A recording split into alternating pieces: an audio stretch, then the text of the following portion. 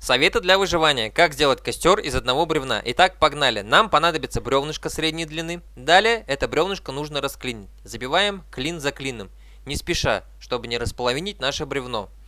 Далее, в результате этого должны получить нечто подобное, как на следующем видео. Потом с каждой стороны ложим по одному клину, чтобы образовался паз, куда в дальнейшем будем ложить нашу растопку. Затем эту растопку мы должны поджечь, чтобы наш костер вышел на режим горения. Вот сейчас видим, что он выходит на режим горения. Далее костер должен тлеть, для того, чтобы мы, когда лежали в спальнике, на лежаке, чтобы на нас не попадали искры. Костер такой греет, ребят. А тем, кому нравится такое видео, подписываемся, ставим лайки. Всем добра!